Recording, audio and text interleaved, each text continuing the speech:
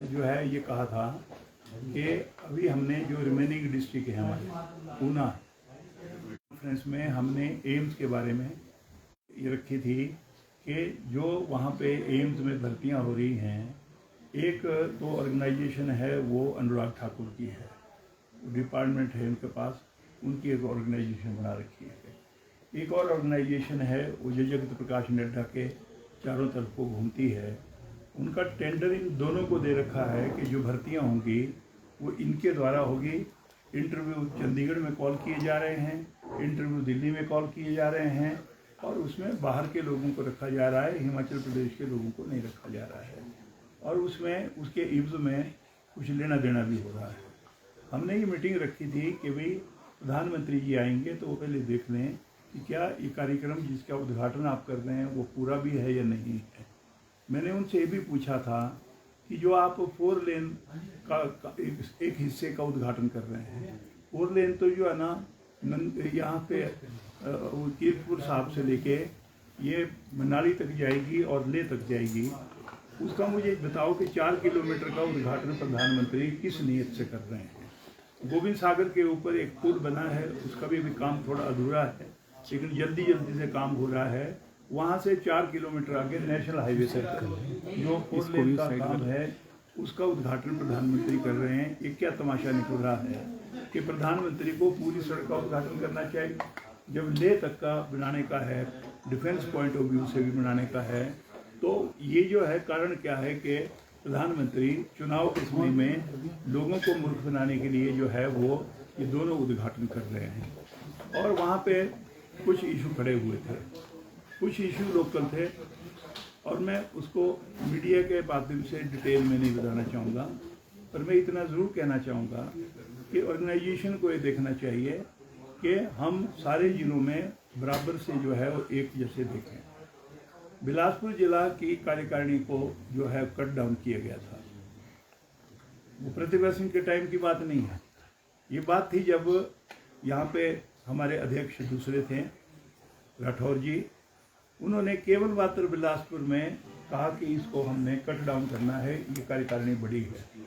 मैंने तब भी कहा था, मैंने शुक्ला जी से भी कहा था, और मैंने प्रतिभा जी से भी कहा था कि भाई ये जो हो रहा है ये गलत है। अगर आपने बिलासपुर की कोई कार्यकारिणी को कट डाउन करना था, कोई साइज छोटा करना था, तो वो प्रदेश के बाकी जो ज़िले उनमें भी होना चाहिए था।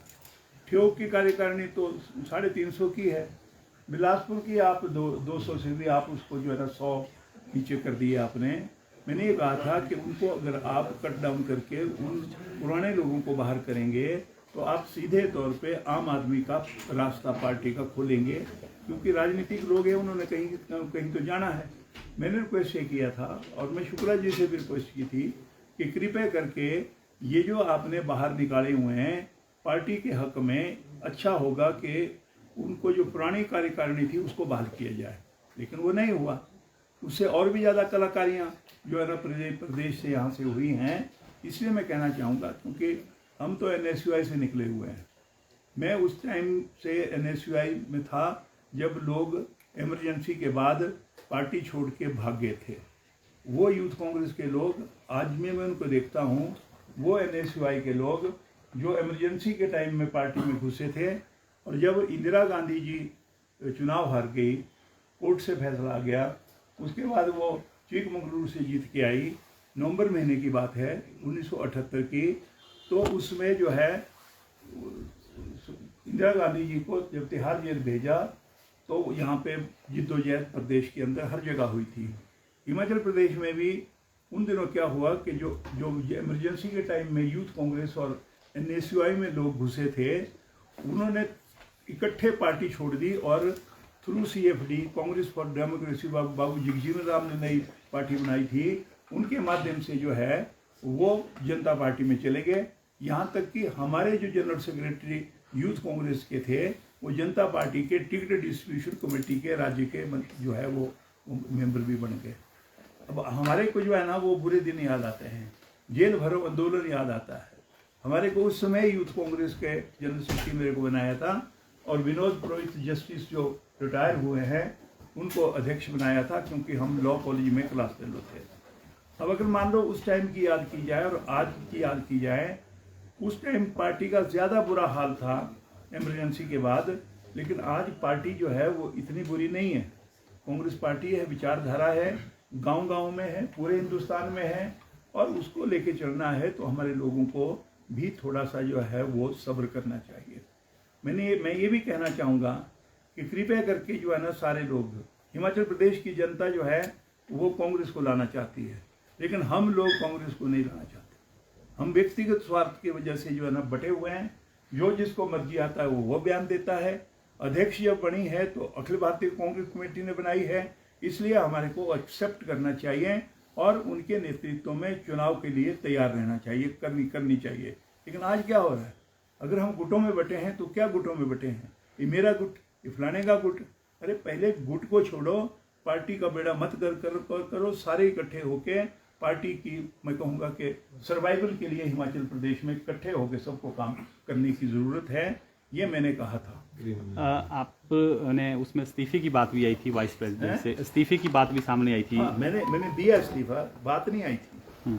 मैंने जिस टाइम मैंने प्रेस को गया, मैं 1 घंटे के अंदर मैंने जो है वो अखिल भारतीय कांग्रेस कमेटी की अध्यक्षा को, यहाँ तक कि वीनू गोपाल जी को भी मैंने लिखा है, अध्यक्षा जी को भी लिखा है कि मैं हिमाचल प्रदेश के जो वाइस प्रेसिडेंट मेरे को बनाया है, मैं वाइस प्रेसिडेंट नहीं रहना चाहता। क्यों नहीं रहना चाहता?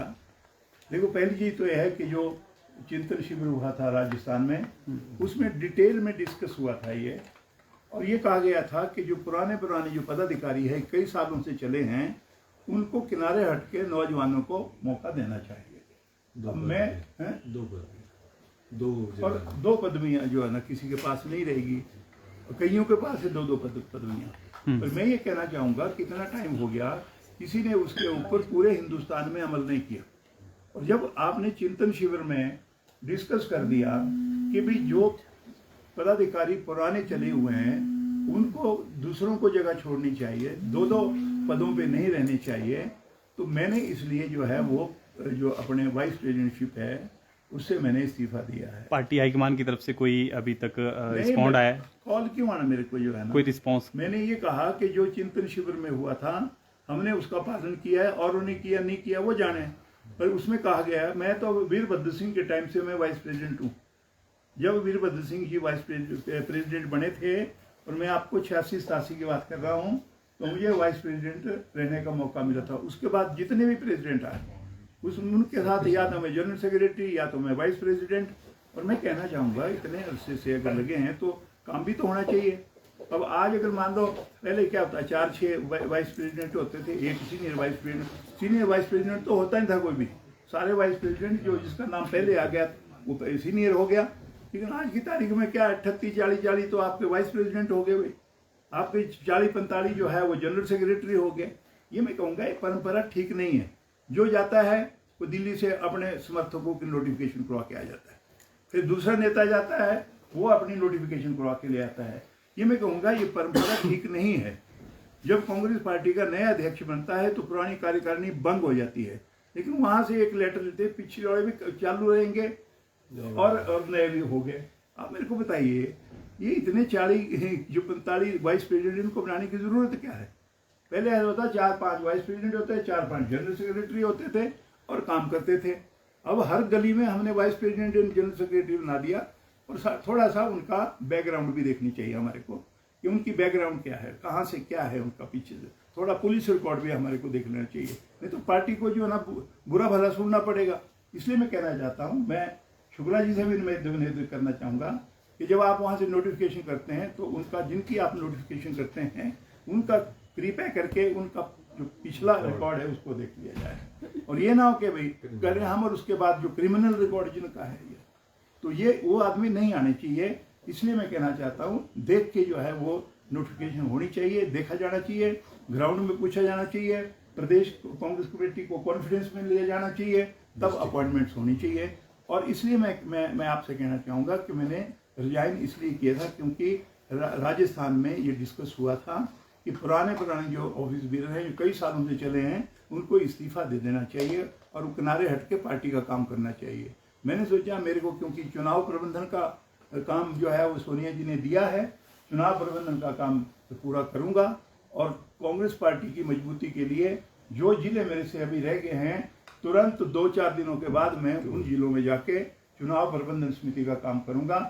एज वाइस प्रेसिडेंट मैं 1 मिनट भी नहीं रहना चाहूंगा। चुनाव लड़ेंगे सर। आपने कहा कि पार्टी बिल्कुल मजबूत है, लोग चाहते हैं कांग्रेस आए, पर गुटबाजी कहीं ना कहीं घातक यहाँ पे सिद्ध हो रही है, क्योंकि सर पहले भी इस तरह की बातें सामने आई। तो आपको क्या लगता है, क्योंकि आपने सर काफी जीवन सर इसी पार्टी में आपने दिया है, वरिष्ठ नेता आप है सर। अब इसके अलावा सर आपने चुनाव लड़ने की बात भी की है, चुनाव नहीं में अगर पार्टी चाहेगी तो चुनाव नहीं मैंने ये कहा, मैं एक सच्चा सिपाही हूँ कांग्रेस पार्टी का। अगर हाईकमांड ये सोचती है कि हमारे को चुनाव नहीं लड़ना, मैं उनमें से नहीं हूँ। मैं बोलूँगा मैं बगावत कर दूंगा। मैंने कहा कि मेरी जगह अगर किसी को और को भी टिकट देना है तो मैं सहर्ष उसको स्वीकार करूंगा और पार्टी की जो है वो काम के लिए चुनाव में पूरा काम करूंगा और पार्टी के सच्चे सिपाही के नाते काम करूंगा। मैं कोई विधायक के नाते या मंत्री के नाते नहीं कांग्रेस पार्टी में। हम जब कांग्रेस पार्टी में आए थे तो उस टाइम आए थे NSUI में थे, ताकि कांग्रेस पार्टी में जब बुरे दिन आए थे तो हम जेल भरो आंदोलन से हमारा शुरुआत हुई थी। तो आज की तारीख में इतने सालों में अब हर्ष जी हैं, ये तो हमारे से थोड़े बाद में आए, लेकिन मैं कहना चाहूँगा ये हमारे साथ साथ ही थे। अनंत शर्मा जी भी हमारे साथ। तो इन सबको अगर देखा जाए तो आज हम लोगों को व्यक्तिगत नहीं, पार्टी की सर्वाइवल के लिए हिमाचल प्रदेश में एक मैसेज देने के लिए हम सबको इकट्ठे होकर काम करने की आवश्यकता है। आपको लगता है, जिस तरह से आप कह रहे हैं कि गुटबाजी अभी है प्रदेश में, अलग अलग गुट बने हुए हैं, अगर कलेक्टिव लीडरशिप में नहीं लड़ा जाता है चुनाव, किसी एक को सीएम फेस की जरूरत है अनाउंस करने की कांग्रेस पार्टी को? उसकी मैं उसको नहीं मानता। मैं तो ये बोल रहा हूँ कि जब आपने चीफ मिनिस्टर का फेस डिक्लेयर किया, वही आदमी चुनाव हार गया। क्या हुआ धूमल को साहब को? उनको जो है ना अनाउंस किया था उन्होंने कि he will be the coming chief minister of Himachal Pradesh, वो भी हार गया चुनाव। उनके सिपा सलार भी हार गए चुनाव। तो इसका मतलब ये है कि अंदर ही अंदर उस समय भारतीय जनता पार्टी में भी पैरेललिज्म चला हुआ था। आप गुटबाजी की बात कर रहे हैं, तो पैरेललिज्म था, इसलिए उसमें भारतीय जनता पार्टी सत्ता में आई, लेकिन धूमल साहब चुनाव हार गए। उनके मंत्री भी उनके नज़दीक थे, वो भी हार गए, और उनके अध्यक्ष जो है ना सत्ती जी भी चुनाव हार गए थे। वीरभद्र सिंह जी को भी मंडी में राहुल गांधी जी ने अध्यक्ष के जी ये हमारे चेहरे होंगे और प्रदेश में ये मुख्यमंत्री होंगे, लेकिन हम सत्ता में नहीं आए, हमारा नंबर नहीं आ पाया। तो इसलिए इसका मतलब ये है कि वीरभद्र सिंह के टाइम में भी जो हम चाह रहे थे वो नहीं हुआ। ऐसे ही पंजाब में ले लो, ऐसे उत्तराखंड में ले लो। आज बीजेपी का उत्तराखंड में चीफ मिनिस्टर बना, लेकिन वो तो चुनाव हार के हुए, लेकिन उसके बाद भी उनको चीफ मिनिस्टर बना दिया।